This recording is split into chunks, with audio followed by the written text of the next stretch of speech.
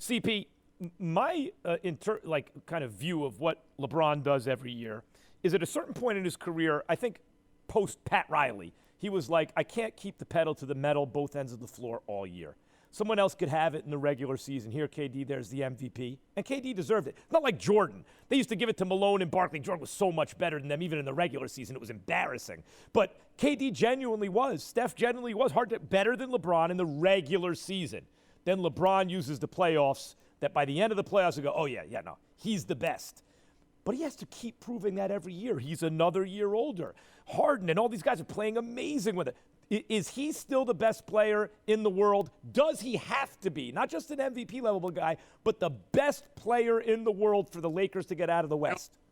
In the world for the Lakers to get out the West, because you still have Anthony Davis. Now, Anthony Davis is supposed to be coming back this week. That should take a lot of the load off of LeBron. He had an outstanding NBA Finals and NBA playoff run last year. That being said, LeBron is still at the top of the tops when it comes to being the best player in the league. I mean, 36 years old, to see what he's been able to accomplish. Yes, he's down with the high ankle sprain now, but there's no question that LeBron James is still at the top of his game. You know, when he comes back, the Lakers should be able to, hopefully they get some chemistry and get things together. But, he's still going to be the dynamo in terms of scoring points, getting these guys involved in terms of the passing game and playmaking. We're going to see what type of chemistry he develops with Andre Drummond.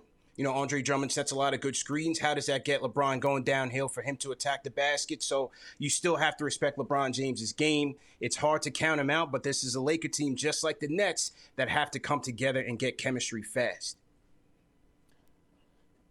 Speaking of can't count him out and respecting his game, we got about 30 seconds, CP. Steph Curry has forced his way into the MVP conversation. Where do you have him in that race right now? Where would you rank him? You don't have to. He's not number one or two for me either, but he is on my list. I have him third right now. Where do you have him? Randall. Number one, we got to factor wins into this thing, man. And as much as Steph is torching the Nets right now, especially from three, when do we put some respect on Nikola Jokic's name and give him the honors that goes to the best player in the league? The guy's an absolute dynamo and a force for the Denver Nuggets. A second-round pick went into this game against the Grizzlies, winning that game in double overtime, 47 points, 15 rebounds, 8 assists. Nikola Jokic is an absolute genius. He's a maestro on the court. It's time to give him respect. Listen, Steph has won it twice already. And it's very hard to find objective criteria once you get to these guys that are at the top of the league. But I got to factor in winning as well. The Warriors are a bad team with Steph. They're a bad team without Steph. So Jokic is number one. Number two, how about Chris Paul?